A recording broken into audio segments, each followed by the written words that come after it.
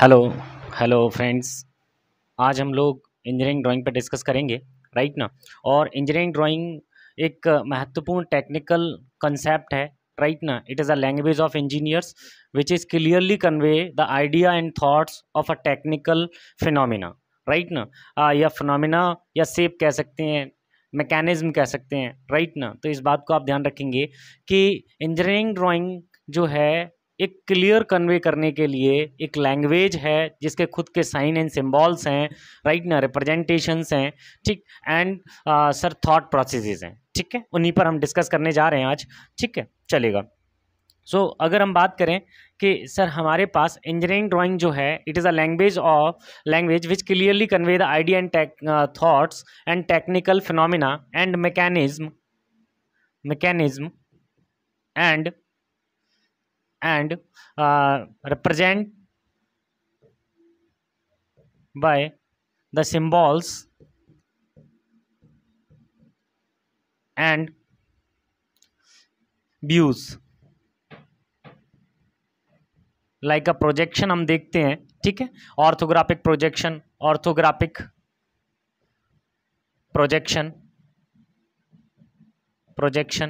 Right ना। Isometric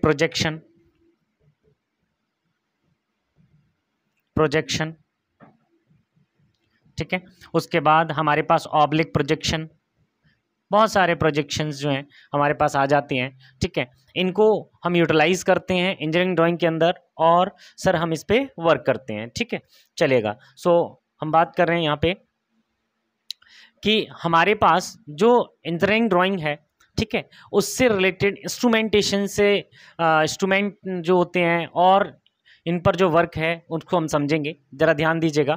अगर हम बात करें कि इंजीनियरिंग ड्राइंग में हम फर्स्टली सबसे पहले ड्राइंग बोर्ड के बारे में जानते हैं। इंजीनियरिंग ड्राइंग में सबसे महत्वपूर्ण पार्ट है सर ड्राइंग बोर्ड। एक फ्लैट सरफेस होती है जो हमें फ्लैट सरफेस और स्मूथ सरफेस प्रोवाइड कराता है, ठीक है।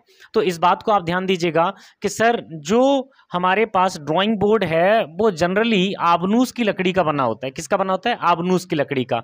और इसकी खासियत होती है लकड़ी की कि सर ये लकड़ी कैसी होनी चाहिए? मुलायम होना चाहिए, स्ट्रेट होना चाहिए, राइट, और वेल सीजनड होना चाहिए, अच्छे से इसको सुखाकर बनाई गई हो, ठीक है। और इस बात को आप ध्यान रखेंगे कि ये जो लकड़ी है ये सर नोड फ्री होना चाहिए, नोड फ्री लकड़ी होना चाहिए। ऐसा नहीं हो कि इस लकड़ी में नोड हो, राइट ना, गठान जिसे हम कहते हैं, गांठ वाली लकड़ी का हम इसमें इस्तेमाल नहीं करते, ठीक है। इस बात को आप ध्यान रखेंगे। तो भाई ध्यान दें कि जो ड्राइंग बोर्ड होता है वो सर स्ट्रिप से मिलकर बना होता है। दूसरा, इन स्ट्रिप्स को दो बैटन्स के थ्रू कसा जाता है, ठीक है, स्क्रू के द्वारा बैटन्स के थ्रू कसा जाता है ताकि ये टेढ़ा ना हो, ठीक है। इसके लिए जो इंपॉर्टेंट पार्ट है वो हमारे पास सबसे इंपॉर्टेंट जिससे रिलेटेड क्वेश्चन हमारे पास आता है, ड्राइंग बोर्ड से दो ही टाइप के क्वेश्चंस आते हैं। एक तो साइज के रिलेटेड क्वेश्चन आता है और दूसरा सर इसका वर्किंग प्रोसेस या वर्किंग एज जो है उससे रिलेटेड क्वेश्चन आता है। तो सबसे पहली बात ये होती है कि ड्राइंग बोर्ड की लेफ्ट साइड में एक ब्लैक कलर की एज लगी रहती है जिसे हम एवोनी एज कहते हैं। कौन सी एज? एवोनी एज कहते हैं। ये एवोनी एज जो है स्ट्रेट होती है, बिल्कुल सीधी होती है और हम इस पर एक टी स्क्वायर इंस्ट्रूमेंट का यूज करते हैं, टी स्क्वायर, राइट ना। टी स्क्वायर इंस्ट्रूमेंट के लिए ये बेस का काम करती है। टी स्क्वायर इंस्ट्रूमेंट के लिए किसका काम करती है सर? बेस का काम करती है, बेस, है ना। टी स्क्वायर को चलाने के लिए हम क्या करते हैं? एवोनी एज की सहायता से टी स्क्वायर का जो स्टॉक होता है वो इस पर स्लाइड करता है, ठीक है, चलेगा।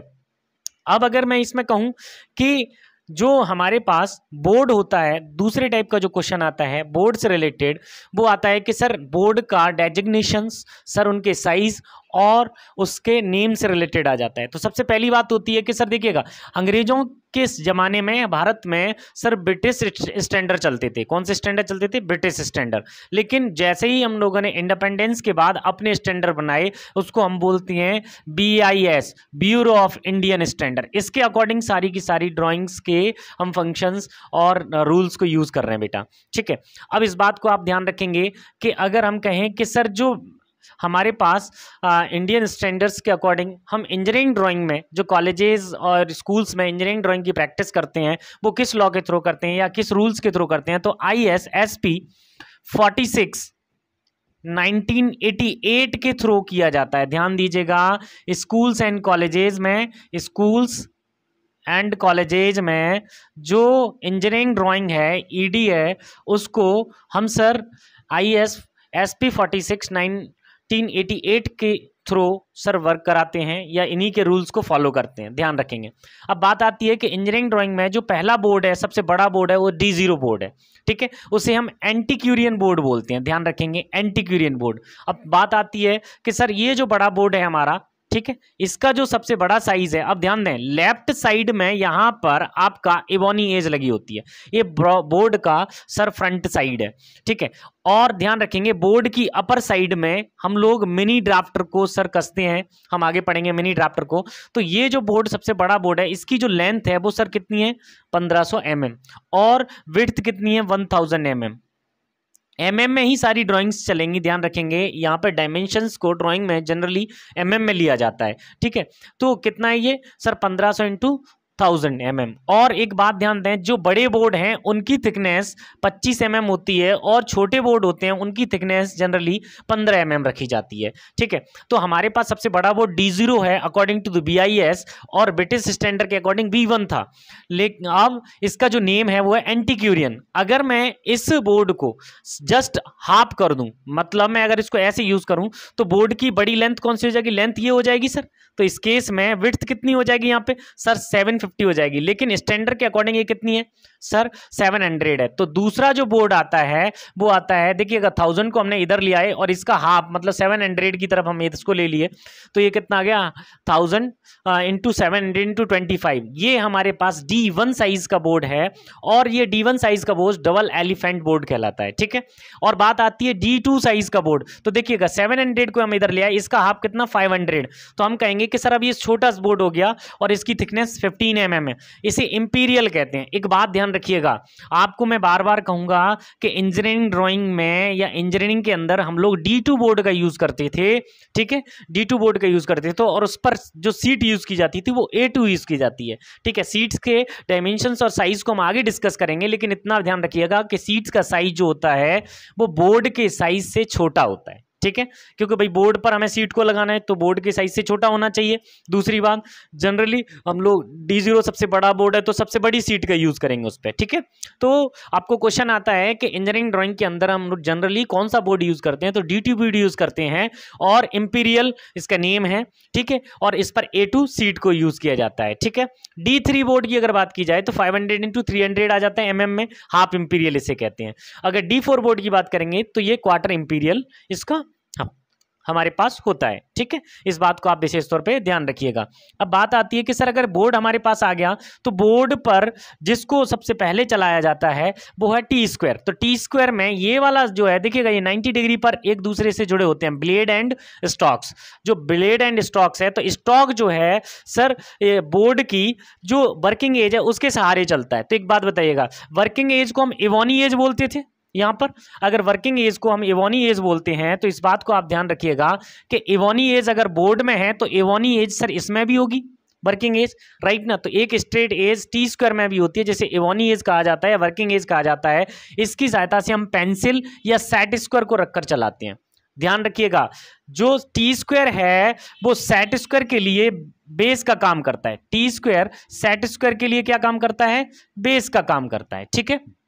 और ध्यान रखिएगा, ये जो एज है ये स्ट्रेट होती है, ठीक है, पैरेलल लाइन ड्रॉ करने के काम आती है, या T² की साथ साथ परपेंडिकुलर लाइन और इंक्लाइन लाइन बनाने के काम आती है, चलेगा।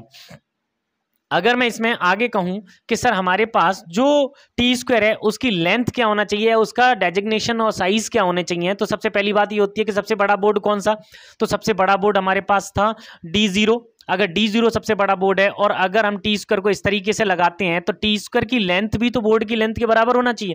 तो बोर्ड की लेंथ कितनी थी 1500, तो t0 जो हमारे पास टी स्क्वायर है उसकी सबसे बड़ी लेंथ 1500 mm, फिर दूसरा t1 t2 t3 तो 100 कितना 1700 और 500 इसके साइज आ जाते हैं बेटा। इस बात को आप ध्यान रखिएगा, ठीक है। आपको क्वेश्चन पूछा जाएगा कि जो टी स्क्वायर होता है राइट ना उसका साइज, तो ये क्या है टी स्क्वायर के साइज हैं, ठीक है, ध्यान रखेंगे टी स्क्वायर साइज है ये, ठीक है, चलेगा। अब अगर मैं आपसे ये कहूं कि यहां पर हमने सेट स्क्वायर और टी स्क्वायर को आपस में जोड़ रखा है, ध्यान दीजिएगा।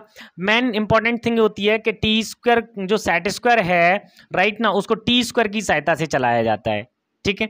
अब अगर हम परपेंडिकुलर लाइन खींचना चाह रहे हैं, पैरेलल लाइंस खींचना चाह रहे हैं या इंक्लाइन लाइन खींचना चाह रहे हैं तो हम क्या करेंगे, सेट स्क्वायर को टी स्क्वायर पर रखकर चलाएंगे या टी स्क्वायर की जो बेस एज होती है उस पर रखकर चलाएंगे। एक बात और ध्यान रखेंगे, सेट स्क्वायर जनरली दो होते हैं बेटा, ठीक है, एक 45-45 और 30-60 होता है। 45-45 की जो लेंथ होती है वो जनरली 20 सेंटीमीटर होती है और सर 30-60 वाले की लेंथ जो होती है कितनी होती है, हम इसकी बात कर रहे हैं इस डायगोनल की, राइट ना, इस बात को ध्यान रखें, इसकी बात कर रहे हैं सर, ये जो विकर्ण हमारे पास है राइट ना इसकी बात कर रहे हैं, तो इस बात को आप ध्यान रखेंगे 25 सेंटीमीटर होता है। कितना होता है 25 सेंटीमीटर। एक और चीज ध्यान दीजिएगा, आप लोगों ने कई बार देखा होगा कि जितने भी हमारे सर सेट स्क्वायर्स होते हैं उनके बीच में या हम देखते हैं चांदा जो है, ठीक है, उसके अंदर भी सर बहुत सारे गैप खाली छोड़ दिए जाते हैं, इनको हम टेम्पलेट्स बोलते हैं, ध्यान दीजिएगा, ड्राफ्टिंग टेम्पलेट्स बोला जाता है, drafting templates.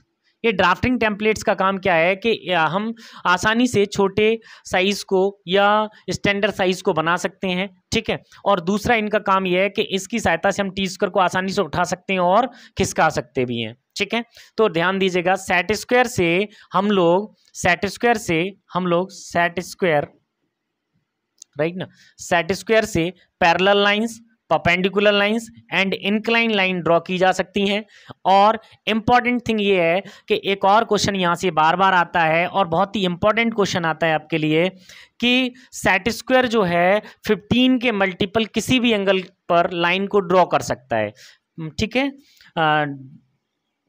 Draw the lines eight angle of multiple of 15 degree. सबसे इंपॉर्टेंट क्वेश्चन, 15 डिग्री के मल्टीपल्स को हम इसके द्वारा ड्रॉ कर सकते हैं। कई बार क्वेश्चन आया हुआ है आपके लिए टेक्निकल के अंदर कि हमें दिया हुआ है कि हम कौन सा साइज या एंगल ड्रॉ नहीं कर सकते, तो ए बी सी में से which one is not draw by the help of a set square. तो हम कह सकते हैं जो सर 15 का मल्टीपल नहीं है, राइट ना, जो 15 का मल्टीपल नहीं है वही ड्रॉ नहीं किया जा सकता। तो देखिएगा ये 185 है, देखिएगा 75 है 15 का मल्टीपल, 105, 150 है सर, 185 15 का मल्टीपल नहीं है, तो इसका मतलब ये है कि ये 15 का सर गुणक नहीं है, दैट्स वाई इसको हम ड्रॉ नहीं कर सकते, ध्यान रखेंगे इस बात का, ठीक है। अब आगे चलते हैं हम लोग, हमने अच्छे से ये बात समझ ली है, ठीक है।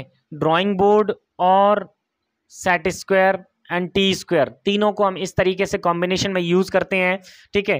ड्राइंग बोर्ड की वर्किंग एज टी स्क्वायर के लिए बेस का काम करती है, टी स्क्वायर की base edge sir set square के लिए बेस का काम करती है, और सेट स्क्वायर जो होता है वो 15 का 15 के मल्टीपल को ड्रॉ कर सकता है, ठीक है। अच्छा, एक और चीज ध्यान रखेंगे आप लोग कि सेट स्क्वायर का एक और टेक्निकल यूज है ना, वो है सर जो हमारी फ्लैंज होती है, राइट ना, जनरली आपने देखा होगा पाइप वगैरह को जोड़ने के लिए हम लोग दो सर्कल लाइंस को यूज करते हैं या सर्कुलर प्लेट्स को यूज करते हैं, वही सर्कुलर प्लेट्स फ्लैंज होती हैं। तो उन फ्लैंज पर सर सरकमफ्रेंस पर जो हॉल ड्रॉ किए जाते हैं with the help of the set square, ध्यान रखेंगे किसी भी फ्लैंज पर सर सरकमफ्रेंस पर हॉल को ड्रॉ करने के लिए सेट स्क्वायर का यूज किया जाता है, ठीक है, ध्यान रखेंगे। अगला अगर हम बात करें सर हमारे पास आ गया ये प्रोटेक्टर, ठीक है, चांदा जिसे हम कहते हैं, प्रोटेक्टर,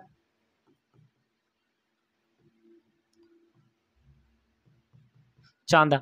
जनरली आप लोगों ने दो टाइप का चांदा देखा होगा, एक तो फुल मास्टर सर्कल, ठीक है, प्रोटेक्टर, और एक होता है सर हाँ डी टाइप का। ठीक है, ध्यान दीजिएगा, डी टाइप के में बोथ साइड से क्या होता है बेटा, बोथ साइड से इसमें एंगल होते हैं 180 तक। ठीक है, और एक और चीज, ये सर हाफ डिग्री तक ड्रॉ कर सकता है। कितना ड्रॉ कर सकता है? हाफ डिग्री तक ड्रॉ कर सकता है। इसका जनरली जो साइज होता है या डाया जो होता है वो 10 सेंटीमीटर टू 15 सेंटीमीटर होता है, 10 सेंटीमीटर टू 15 सेंटीमीटर तक होता है।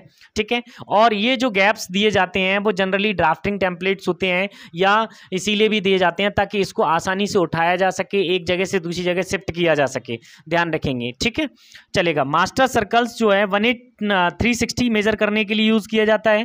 ठीक है, अच्छा, इसकी सहायता से it is helpful to draw या mark and measure the angles. ठीक है, ये एंगल को मेजर करने के लिए और मार्क करने के लिए उपयोग में लाया जाता है। अगला बात करेंगे इसकी, बहुत ही इंपॉर्टेंट है, मिनी ड्राफ्टर। मिनी ड्राफ्टर आप लोगों ने इंजीनियरिंग में या डिप्लोमा में यूज किया होगा, मिनी ड्राफ्टर, राइट ना। मिनी ड्राफ्टर, मिनी ड्राफ्टर जो है सर हमने तीन चीजें पढ़ी, T square, set square and protractor. ठीक है, इन तीनों को एलिमिनेट करने के लिए हम लोगों ने मिनी ड्राफ्टर का डिस्कवर किया था, या मिनी ड्राफ्टर का यूज करते हैं। जब हम मिनी ड्राफ्टर का यूज करते हैं तो टी स्क्वायर, सेट स्क्वायर और प्रोटेक्टर की हमें आवश्यकता नहीं है। साथ साथ में यहाँ पे हम कह सकते हैं सर जो प्लेन स्केल होती है, ठीक है, जिससे हम मेजर करते हैं, उसकी भी आवश्यकता नहीं है, ये सारे के सारे काम कर सकता है। तो आपको क्वेश्चन आता है कि mini drafter eliminate the instrument, तो हम कहेंगे T square, set square and protractor. ठीक है, ऑप्शन आएगा ऑल अबव वाला। ठीक है, तो यहाँ पे हम कर सकते हैं, या ठीक है, पॉइंट क्लियर है, इस बात को ध्यान रखेंगे। एक और इंपॉर्टेंट थिंग ये होती है कि मिनी ड्राफ्टर को हमेशा सर अपर साइड में लगाना चाहिए। सर वर्किंग एज की तरफ मिनी ड्राफ्टर को नहीं कसा जाता। अगर हम वर्किंग एज की तरफ मिनी ड्राफ्टर को कस देंगे ड्राइंग बोर्ड के, तो इस केस में जो हमारी वर्किंग एज है वो खराब हो जाएगी सर। ठीक है, टूट सकती है, पॉइंट ध्यान रखेंगे इस बात का। ठीक है, चलेगा। अब अगर हम बात करें, ये हमारे पास है डिवाइडर। ठीक है, डिवाइडर, विभागनी जिसे कहा जाता है, डिवाइडर। ठीक है, डिवाइडर का यूज जनरली क्या है, बच्चे बहुत कम यूज करते हैं। इंजीनियरिंग ड्राइंग में तो आप लोगों ने थोड़ा बहुत यूज किया होगा, लेकिन 10th-12th के बारे में आप अगर सोचेंगे तो समझ में आएगा कि लड़ते समय हम क्या करते हैं भाई, इसे डिवाइडर का यूज करते हैं, एक दूसरे को छेड़ने के लिए किया जाता है।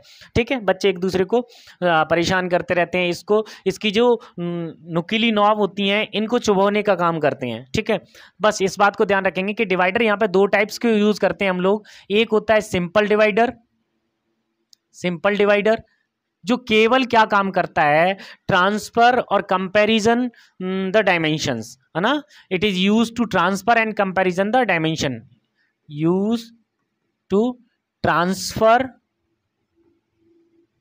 And compare the dimension. ये डायमेंशंस को ट्रांसफर करने और कंपेयर करने के काम आता है। दूसरा हमारे पास होता है प्रोपोर्शनल डिवाइडर, प्रोपोर्शनल डिवाइडर। ये डिवाइडर बड़ा इंपॉर्टेंट है, ध्यान दीजिएगा। इंजीनियरिंग में जनरल इंजीनियरिंग के अंदर तो हम लोग यूज नहीं करते, लेकिन प्रैक्टिकल फील्ड में इसका यूज किया जाता है। प्रोपोर्शनल डिवाइडर ये क्या करता है sir, draw the reduce drawing और ड्रॉ द इनलार्ज ड्राइंग। जो ड्राइंग हमें दे रखी है उस ड्राइंग से छोटी ड्राइंग बनाना या उस ड्राइंग से बड़ी ड्राइंग बनाने के लिए हम क्या करते हैं, प्रोपोर्शनल डिवाइडर की यूज करते हैं। तो ये जो आपको डिवाइडर दिया हुआ है ये प्रोपोर्शनल डिवाइडर है। इसमें ये अंक दे रखे हैं, ये क्या करते हैं, प्रोपोर्शनलिटी चेंज करने के काम आता है कि अगर कोई ड्राइंग है उससे बड़ी ड्राइंग बनानी है तो हम क्या करेंगे, यहाँ पे साइज को छोटा ले लेंगे, और अगर हमें छोटी ड्राइंग बनानी है तो यहाँ पे साइज को हम बड़ा ले लेंगे। इस बात को आप ध्यान रखेंगे। ठीक है, दो टाइप के डिवाइडर होते हैं। ठीक है, सिंपल और प्रोपोर्शनल डिवाइडर। अब बात आती है, ये हमारे पास आ गया कंपास प्रकार जिसे हम कहते हैं, ठीक है, कंपास प्रकार, ठीक है, कंपास, ठीक है, प्रकार। इसका भी आप ध्यान रखेंगे, ये भी दो टाइप की होती है। इसकी एक लेग में सर पिन लगी होती है, दूसरी लेग में सर लीड या पेंसिल लगी होती है। ये दो टाइप का होता है, एक होता है स्मॉल टाइप का, स्मॉल साइज, और एक होता है लार्ज साइज। अब स्मॉल और लार्ज को आप अच्छे से समझिएगा कि अगर हम 50 mm डाया से 50 mm डाया से छोटा सर्कल ड्रॉ कर रहे हैं तो स्मॉल साइज कंपास का यूज करेंगे।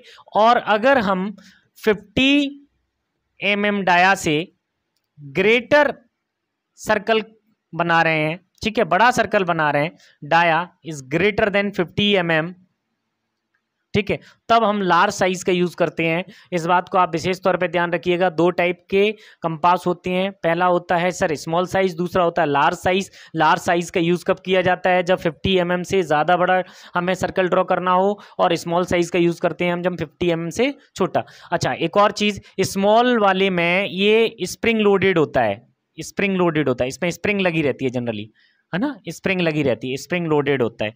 स्मॉल साइज कंपास जो होता है स्प्रिंग लोडेड होता है। इस बात को आप ध्यान रखिएगा, ये है बहुत ही इंपॉर्टेंट, ठीक है, French curve,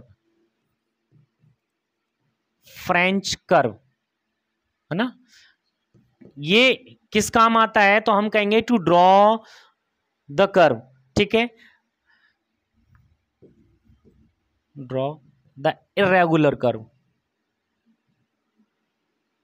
irregular curve, irregular का मतलब होता है जैसे सर्कल ड्रॉ करना है लेकिन सर्कल है ही नहीं। सर हमारे पास कोई 3 अननोन पॉइंट्स दे रखे हैं, इन 3 अननोन पॉइंट्स को हम इन कर्व में से किसी एक पर सेट करके देखेंगे। ध्यान रखिएगा, आप मार्केट में जब जाएंगे तो आपको 10 सेट का एक फ्रेंच कर्व मिलेगा।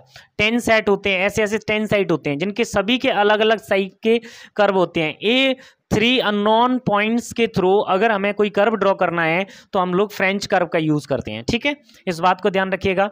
ये बहुत ही इंपॉर्टेंट इंस्ट्रूमेंट है इंजीनियरिंग ड्राइंग के अंदर, फ्रेंच कर्व।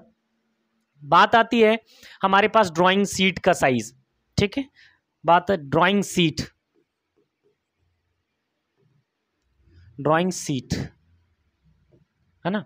तो देखिएगा ड्राइंग शीट का जो साइज और डेजिग्नेशन है, तो सबसे पहली बात होती है ड्राइंग शीट दो टाइप की होती है, एक ट्रिम्ड होती है, एक अनट्रिम्ड होती है। ध्यान रखिएगा, ट्रिम्ड साइज वो साइज है जिसको हम लोग जनरली यूज करते हैं, ठीक है, ड्रॉ करने के बाद। और अनट्रिम्ड साइज जो होता है वो सभी साइड में 20-20 mm अगर बड़ा कर दिया जाए तो वो अनट्रिम्ड साइज होता है, ध्यान दीजिएगा। तो ट्रिम्ड साइज को ही हम जनरली यूज करते हैं इंजीनियरिंग के अंदर, ठीक है। तो सबसे बड़ा जो साइज है हमारे पास है A0 साइज है अकॉर्डिंग टू द BIS। अब सबसे बड़ा जो साइज है वो क्या है? A0 है। तो ध्यान दें, अगर मैं यहाँ पे कहूं कि सर मेरे पास जो लेंथ है वो सर 1189 इंटू 841 की फॉर्म में है, ठीक है, ये जो साइज है वो A0 साइज है। अब इसी से रिलेटेड 3 क्वेश्चन पूछ लिए जाते हैं आपसे, क्या कि ड्राइंग शीट जो है, ठीक है, उसका साइज कैसा होना चाहिए? तो हम कहेंगे थोड़ा सा येलोज होना चाहिए, ठीक है, येलोज साइज होना चाहिए, क्रीम कलर की साइज की, वो क्रीम कलर का होना चाहिए ड्राइंग, ठीक है। दूसरा सर यहाँ पर आता है कि इसकी जो लेंथ और विड्थ में जो रेशियो है वो क्या है? तो वो √2/1 होता है। और तीसरा क्वेश्चन पूछ लिया जाता है कि A0 का जो लगभग साइज है, राइट ना, A0 का जो लगभग साइज है वो 1 मीटर स्क्वायर होता है। कितना होता है? 1 मीटर स्क्वायर होता है। इस बात को ध्यान रखिएगा, ये दो क्वेश्चन तो बहुत ही इंपॉर्टेंट है आपके लिए कि जो ड्राइंग शीट है, ठीक है, वो A0 जब से सबसे बड़ी ड्राइंग शीट है उसका जो एरिया होता है वो लगभग 1 मीटर स्क्वायर होता है। और यहाँ पर जो लेंथ एंड विड्थ में रेशियो होता है वो √2/1, या विड्थ और लेंथ में रेशियो होता है 1/√2। इस बात को आप ध्यान रखेंगे, ठीक है। 841/1189 हमारे पास A0 साइज है। तो बताइए, इससे छोटा साइज बनाना है तो 841 को हमें आगे लाना पड़ेगा, ठीक है, एक हो गया, और इसका आधा कीजिएगा तो देखेंगे हमारे पास कितना आएगा? 594, ठीक है। अगर बेटा A2 साइज की तरफ जाना है तो भाई 594 को हम फिक्स कर देंगे, 841 का आधा 420 हो गया, ठीक है। A3 साइज की तरफ जब चलेंगे तो वही 420 सेम रहेगा और इसका आधा कर देंगे 297 हो जाएगा। और A4 जो साइज होगा मेरे पास, A4 साइज भाई 220 का 420 का 210 और 297। तो इस बात को आप ध्यान रखेंगे, A4 साइज कितना होता है? 297 297 इंटू 210 mm।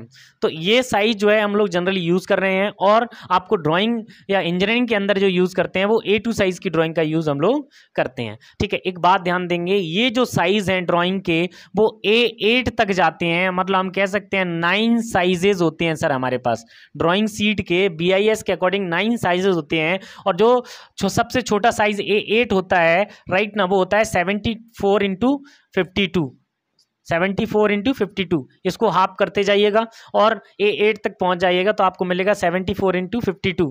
जो आप ध्यान दीजिएगा, जो सबसे छोटा साइज है वो प्लेइंग कार्ड का साइज होता है। ठीक है,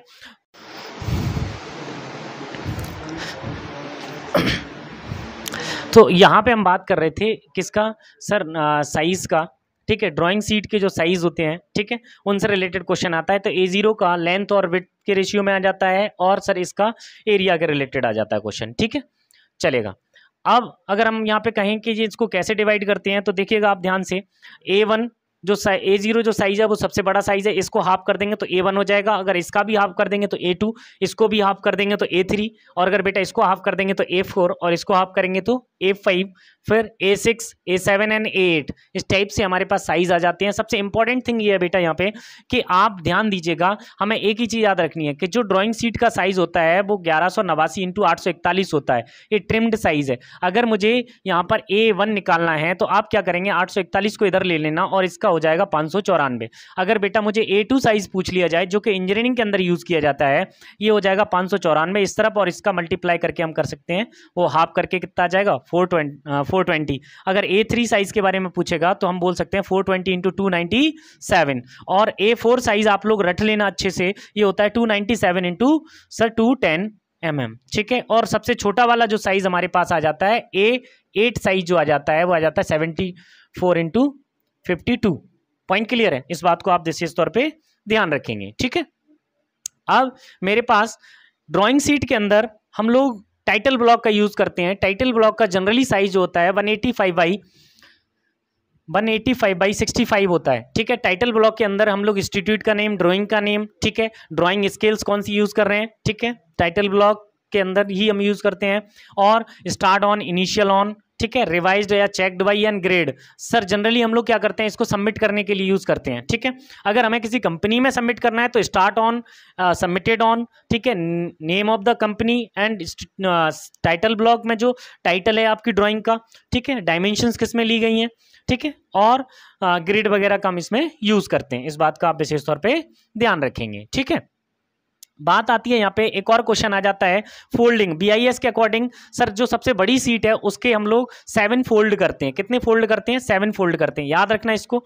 A1 साइज की जो ड्राइंग है उसके 4 फोल्ड करते हैं, और A2 साइज जो ड्राइंग इंजीनियरिंग में हम लोग यूज करते हैं उसके ओनली 3 फोल्ड करते हैं। ठीक है, और A3 साइज का केवल 1 फोल्ड किया जाता है, A4 साइज का कोई फोल्ड नहीं किया जाएगा, ध्यान रखें। ठीक है, अब अगर हम ड्राइंग सीट को चिपकाने के लिए किस किस का यूज करते हैं तो देखेंगे, ड्राइंग सीट को चिपकाने के लिए ड्राइंग पिन, ठीक है, का यूज करते हैं, या ड्राइंग क्लिप का यूज करते हैं। जनरली ड्राइंग क्लिप और पिन क्या करती हैं, जब हम लोग सर रोलर को चलाते हैं या मिनी ड्राफ्टर को चलाते हैं तो सर प्रॉब्लम क्रिएट करते हैं। तो इसकी वजह से हम क्या करते हैं कि आजकल जो हमारे पास सेलो टैप आ रहा है उसका यूज किया जा रहा है। ठीक है, सेलो टैप से हम लोग क्या करते हैं, ड्राइंग सीट को ड्राइंग बोर्ड पर सेट कर देते हैं। इंपॉर्टेंट अगेन आ जाता है मेरे पास, जहां से बहुत सारे क्वेश्चंस आते हैं, आए हुए हैं, ठीक है, वो है आपका ड्राइंग पेंसिल्स। ठीक है, पेंसिल्स एंड देयर ग्रेड्स, है ना। सो इस बात को आप ध्यान रखिएगा, पेंसिल 18 ग्रेड की होती हैं, इसमें 18 ग्रेड होती हैं। अब देखिएगा, पेंसिल को जो बनाया जाता है वो जनरली बनाया जाता है ग्रेफाइट प्लस कायोलिन से। कायोलिन, जितना ज्यादा कायोलिन मिलाएंगे उतनी ज्यादा हार्ड होगी, इस बात को ध्यान रखेंगे। ग्रेफाइट और कायोलिन से पेंसिल की लीड बनाई जाती है, जितना ज्यादा कायोलिन मिलाएंगे उतना ही ज्यादा हार्ड होगी। ठीक है, अब इस बात को आप ध्यान रखें कि पेंसिल का जो क्रॉस सेक्शन है वो कैसा होता है, हेक्सागोनल होता है, और ये पेंसिल 18 ग्रेड है। तो देखिएगा, जितना हैवी ग्रेड होगी, राइट ना, या हार्ड होगी, उतनी ही पेंसिल का जो लीड है वो पतला होगा, और जितनी मुलायम होगी उसका पेंसिल का लीड उतना ही बड़ा होगा डाया में। एक और चीज ध्यान रखेंगे कि सर हमारे पास 6 पेंसिलें हैं, ठीक है, ये वाली, ये 6 पेंसिल्स हार्ड ग्रुप में आती हैं, हार्ड पेंसिल्स होती हैं। और अगर 6 इधर ही हम देख लें तो हमारे पास 6 पेंसिल्स ये हो गई, ये सर सॉफ्ट होती हैं, या सॉफ्ट पेंसिल, ठीक है। ये वाली कौन सी हो गई, हार्ड पेंसिल, हार्ड पेंसिल, ठीक है। तो 6 और 6 कितना हो गया भाई, वो 3 और 3 6, ये 6 पेंसिल्स जो हैं ये मीडियम पेंसिल हैं, मीडियम पेंसिल। तो एक बात ध्यान दीजिएगा, जितने भी हम ड्राइंग के लिए पेंसिल्स का यूज़ करते हैं वो मीडियम साइज की ड्राइंग का यूज़ कर रहे हैं इंजीनियरिंग के अंदर। और हाँ सर, सॉफ्ट पेंसिल का यूज़ हम स्केचिंग के लिए करते हैं, ठीक है। और मेटल्स वगैरह पर अगर हम यूज़ कर रहे हैं तो हम हार्ड पेंसिल का यूज़ करते हैं, इस बात को आप ध्यान रखेंगे, ठीक है। अब आपको कई बार कंपैरिजन आ जाता है यहाँ पे, कई बार यहाँ पे कंपैरिजन आ जाता है क्या कि पेंसिल्स जो हैं विच वन इज हार्ड, या सर क्रम में सेट कीजिएगा, हार्ड से सॉफ्ट और सॉफ्ट टू हार्ड, ठीक है, इस टाइप का आपको पूछ लिया जाता है। तो आप ध्यान रखिएगा, ये जो एच ग्रेड होती है वो 9H की तरफ अगर हम जाएंगे तो हार्ड होती जाएगी, और 7B की तरफ जाएंगे तो सॉफ्ट होती जाएगी। तो सॉफ्टेस्ट पेंसिल सर हमारे पास है 7B, हार्डेस्ट पेंसिल 9H, ठीक है। और जनरली हमारे पास पेंसिल्स जो होती हैं H और B की फॉर्म में होती हैं, लेकिन दो पेंसिल F और HB ये दोनों कॉमन पेंसिलें हैं, ठीक है, ये इसी के अंदर आती है मीडियम में, ठीक है। आगे चलेंगे, देखिएगा पेंसिल्स की जो नॉक होती है उसको हम 3 टाइप से सर छीलते हैं या बनाते हैं। एक होता है चीजल टाइप का, चीजल में अगर एक साइड से देखेंगे तो सर ये फ्लैट टाइप की दिखेगी और दूसरी साइड से नुकीली दिखेगी, ठीक है।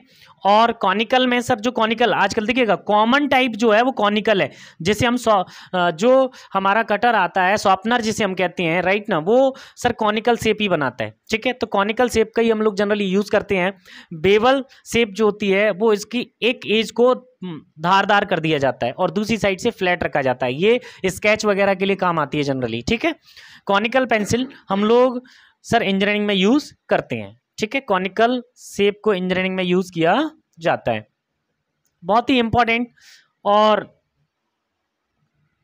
इस पार्ट में हम लोग देखेंगे कि इंजीनियरिंग के अंदर बहुत सारी लाइंस को यूज़ किया जाता है जो 8 टाइप्स की होती हैं, जिनको ABCD की फॉर्म में हम लोग यूज़ करते हैं। और जनरली यहाँ से क्वेश्चन आने के चांसेस रहेंगे, आपको ALP हो या आपका प्रिंसिपल ग्रेड का एग्ज़ाम हो, ठीक है, या आपका कोई और एग्ज़ाम हो टेक्निकल, उनमें ये क्वेश्चंस पूछे जाते हैं, ठीक है। पेंसिल से रिलेटेड, ड्राइंग बोर्ड से रिलेटेड, और आपका सीट से रिलेटेड, सीट का साइज़, ड्राइंग बोर्ड का साइज़, ड्राइंग बोर्ड का नेम, ठीक है, और पेंसिल्स की ग्रेड, इनका सर क्रम पूछ लिया जाता है कि किस टाइप से इनको सॉफ्ट और हार्ड में अरेंज करते हैं, ठीक है। इस बात को आप ध्यान रखेंगे।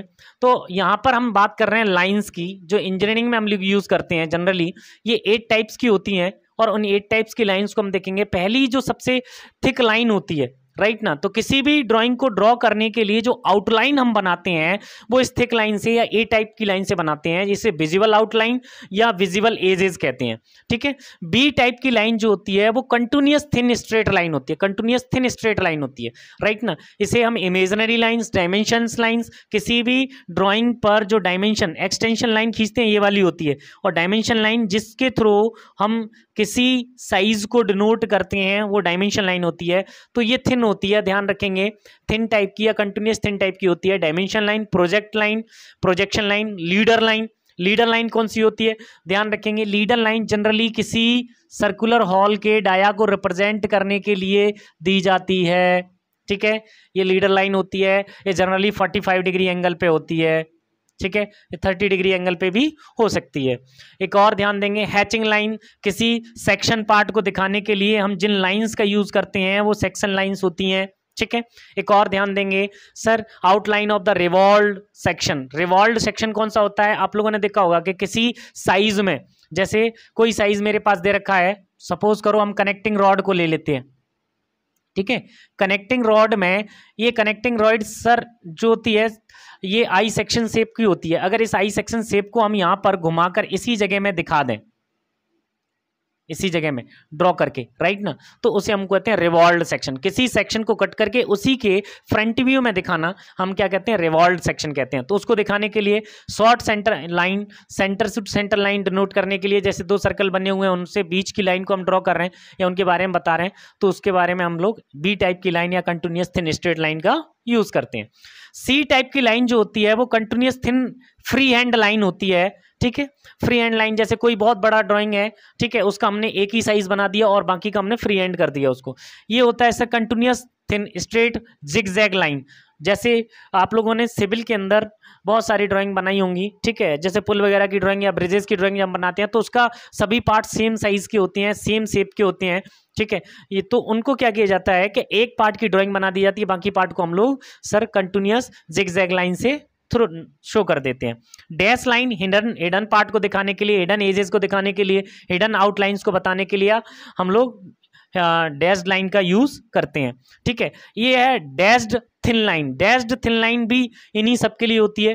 थिक और थिन दो टाइप की हो जाती है। एक होती है चैन लाइन, जी टाइप की चैन लाइन, चैन थिन लाइन, ये सेंटर लाइन को रिप्रेजेंट करती है, सिमेट्री को रिप्रेजेंट करती है और ट्रेजेक्टरी को रिप्रेजेंट करती है। जैसे ध्यान दें, अगर मेरे पास कोई सिलेंडर है, ठीक है, और उस सिलेंडर के सेंटर को अगर हमें रिप्रेजेंट करना है तो देखिएगा ये तो कंटिन्यूअस थिन लाइन हमने बना दी, डैश लाइन, लेकिन इसके सेंटर को रिप्रेजेंट करने के लिए डैश डॉट डैश करके एक लाइन बनाई जाती है बीच में, वो हमारी सेंटर लाइन होती है या ट्रेजेक्टरी लाइन होती है या फिर सिमेट्री लाइन होती है। सिमेट्री जैसे आप ध्यान दें, अगर मैं इसकी बात करूं कि सर मेरे ये दोनों हाथों को अगर ऐसे मिला दिया जाए तो उस केस में सर ये सेंटर ये एक्सिस ऑफ सिमेट्री होगी, ये वाली लाइन एक्सिस ऑफ सिमेट्री होगी। तो इस टाइप पे ये ऑब्जेक्ट कैसा है, सिमेट्रिक ऑब्जेक्ट है, और इसको यहाँ से अगर हटा दिया जाए तो एक्सिस ऑफ सिमेट्री से हटा रहे हैं हम लोग, ठीक है। इस बात को आप विशेष तौर पर ध्यान रखेंगे। अब बात आती है सर, ये है cutting plane line. Cutting plane line end पर थिक होती है, एंड पर कैसी होती है, थिक होती है, ठीक है। Chain thick line indicate the lines of surface which specially requirement या अप्लाइज। दो सेक्शंस को जब जोड़ा जाता है तो उनकी लाइंस को रिप्रेजेंट करने के लिए हम लोग चैन थिक लाइन का यूज करते हैं, ठीक है। के टाइप की लाइन जो होती है वो चैन थिक डबल डैश्ड लाइन होती है। ध्यान दें, के टाइप की लाइन डबल डैश्ड लाइन होती है। आउटलाइन ऑफ एडजस्टमेंट पार्ट, जो पार्ट एडजस्ट किए गए उनकी आउटलाइन को रिप्रेजेंट करने के लिए, जैसे एक पाइप को दूसरी पाइप में हमने इनलेट करा दिया है और सपोज करो 10-10 सेंटीमीटर इन पर एक दूसरे पर ओवरलेप है, तो अंदर की साइड का जो सेक्शन है उसको दिखाने के लिए या रिप्रेजेंट करने के लिए हम लोग डबल डैश लाइन का यूज करते हैं, ठीक है। यहाँ पर भाई front view of cutting plane lines को भी रिप्रेजेंट करने के लिए हम लोग के टाइप की लाइन का यूज करते हैं। इस बात का विशेष तौर पे ध्यान रखेंगे, ठीक है, चलेगा।